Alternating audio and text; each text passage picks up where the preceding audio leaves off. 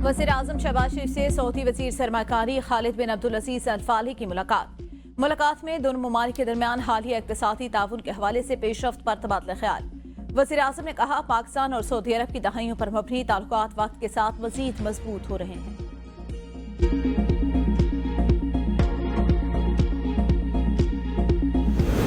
Karachi airport पर चीनी शहरियों पर हमले की तहकीकात में बड़ी पेशरफ्त। हमले में मुलव्विस खातून और मास्टरमाइंड समेत 3 दहशतगर्द गिरफ्तार। वज़ीर दाखिला सिंध ज़िया लंचार कहते हैं, हमले की तहकीकात मुकम्मल कर ले। हमलावर शाह फाहद की शिनाख्त हाथ से हुई। हमले में इस्तेमाल गाड़ी कराची के एक शोरूम से 71 लाख में खरीदी गई।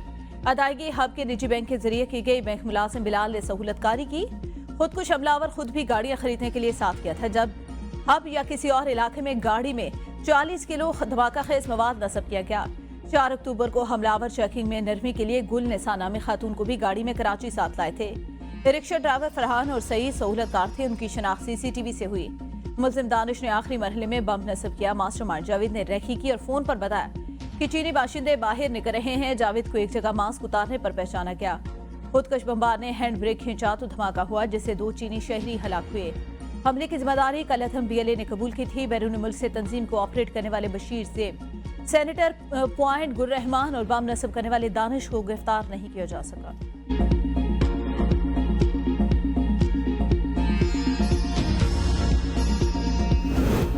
तवील खुशसाली के बाद बादल बरस पड़े। खैबर पख्तूनख्वा के मुख्तलिफ अजला में मूसलाधार बारिश। बाजोड़ में आसमानी बिजली गिरने से चचा भतीजा जाँ भाग। सवाबी शहर और गिरदनवा में गरज चमक के साथ मूसलाधार बारिश, जालाबारी। नदी नालों में तूफानी। मकामी बाजार में पानी, दुकानों में दाखिल। खड़ी फसलों को नुकसान। दिन में रात का समा। समात में गोरा शहर समेत मैदानी इलाकों में मौसम सरमा की पहली बारिश। मौसम सर्द हो गया। वादी काखान, झील सैफुल मलूक, बेटाकुंडी, लुलूसर और बाबूसर टॉप पर भारी बर्फबारी। बारिश का सिलसिला आता 2 रोज तक जारी रहने का इम्कान। लोअर तीर और गिरदनवा में गरज चमक के साथ बारिश और जालाबारी। वादी नीला में गरज चमक के साथ बारिश। नथिया गली और गिरदनवा में हल्की बूंदाबांदी से सर्दी में इजाफा। लोगों ने गर्म मलबूसा से तन कर लिए। रावलपिंडी इस्लामाबाद में आज शाम बारिश का इम्कान।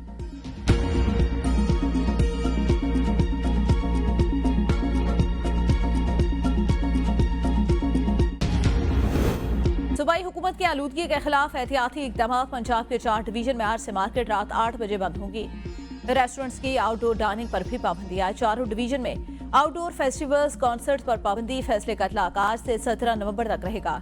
अहकामात की खिलाफवर्जी पर दफा 188 के तहत सजा दी जाएगी। पंजाब हुकूमत का धुआं छोड़ने वाली गाड़ियों पर मुकम्मल पाबंदी का फैसला। महकमा ट्रांसपोर्ट ने प्राइवेट और पब्लिक प्राइवेट गाड़ियों के मालकान को 1 हफ्ते का अल्टीमेटम दे दिया।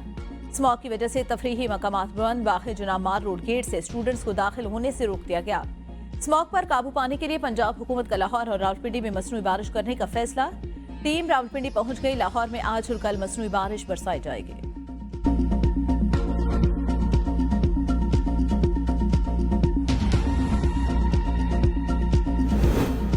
स्मॉग कंट्रोल करने से मुतालिक इक़दाम करने में हुकूमती महकमे नाकाम। लाहौर हाई कोर्ट के रिमार्क्स। कहा, 2 माह पहले स्मॉग की सूरत हाल अब तक हो चुकी। हम सबकी जिंदगियों का मामला है, लेकिन इदारे किरदार अदा नहीं कर रहे। जस्टिस शाहिद करीम बोले, जब आपने 22 का ऐलान किया और मैंने ऑर्डर पास किया तो सबने बात की। अब सूरत हाल देखें। बाहर जाकर बार बार कहा कि स्मॉग आ गई तो उसके बाद कुछ नहीं कर सकेंगे। हुकाम टच से मस न हुए। लाहौर हाई कोर्ट ने मुख्तलिफ महकमों से रिपोर्ट तलब करते हुए समाअत 12 नवंबर तक मुलतवी कर।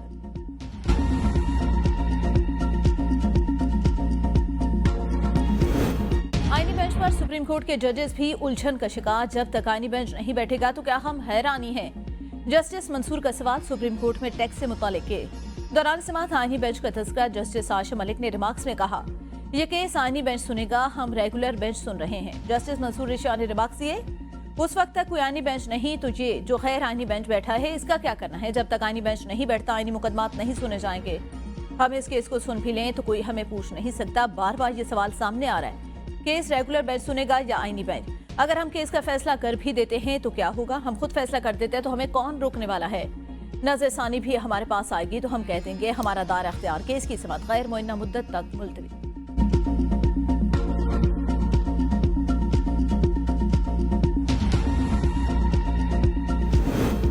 दाखिला कमेटी में आईजी इस्लामाबाद और चेयरमैन कमेटी में तल्ख कलामी।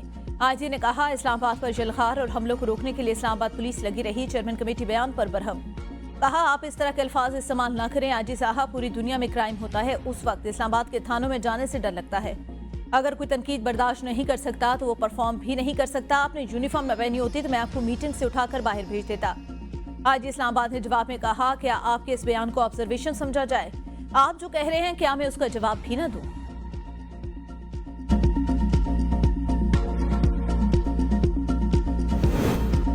जीएचक्यू हमला केस पुलिस ने मजीद शवाहिद अदालत में पेश करती है। मुकदमे के 87 गवाहान और जय वकुआ का नक्शा भी पेश। गवाहान में थाना जात, आईटी लैब, FIA डिपार्टमेंट मेंबरा, 5 GIT अफसरान शामिल। पुलिस की जानिब से जय वकुआ में पेश नक्शे में 54 मुकदमात की निशानदही की गई। राजा बशारत और खालिद जदूर ने मकाम नंबर 4 पर लोगों को इश्तियाल दिलाया। मुलजमान पर तोड़ फोड़, जलाओ घिराव, हंगामा राई, सरकारी अमलाक को नुकसान पहुंचाने का इल्जाम है।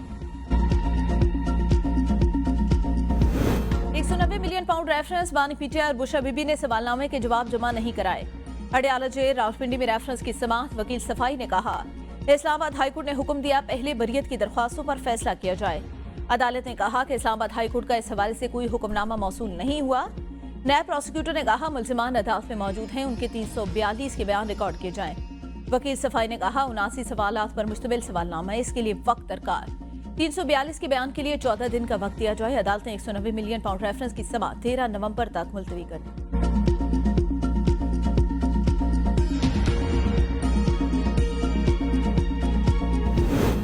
अमरीकी झंडा लहराना, अपने अमरीकी आकाओं से वफादारी का अहद करना होगा। जो हार नहीं मान रहा था, अब हर रोज NRO मांग रहा है। वज़ीर इत्तलात पंजाब अज़मा बुखारी का बयान। कहा, जिन्होंने अमरीकी गुलामी के खिलाफ जंग लड़नी थी वो अमरीकी झंडा उठाकर आज़ादी हासिल कर रहे हैं। फितना और फितने के चेले यूटर्न लेने को बहादुरी समझते हैं। सवाबी जलसे के फ्लॉप शो के बाद गंडापुर और पार्टी रहनुमा आपस में उलझ पड़े। गंडापुर को पार्टी का कोई शख्स वज़ीर आला मानने को तैयार नहीं। पार्टी पर कब्जे की जंग चल रही है। सवाबी जलसे में अमरीकी झंडा लहराना जाली हुकूमत का सोचा समझा मंसूबा। मुशीर इत्तलात खैबर पख्तूनख्वा बैरिस्टर सैफ का बयान। कहा, अमरीकी झंडा जाली हुकूमत के कारिंदों ने साजिश के तहत लहराया। जाली हुकूमत इस किस्म के ऊंचे हथकंडों के माहिर। ऐसी हरकतों से जाली हुकूमत बानी पीटीआई को अवाम के दिलों से नहीं निकाल सकती।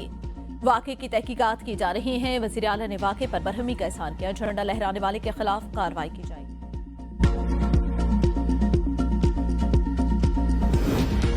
ड्रामा निगार खलीलुर रहमान कमर हनी ट्रैप केस, मुल्ज़िमा आमना अरूज समेत 12 मुल्ज़िमान के जुडिशल रिमांड में 14 दिन की तौसीए।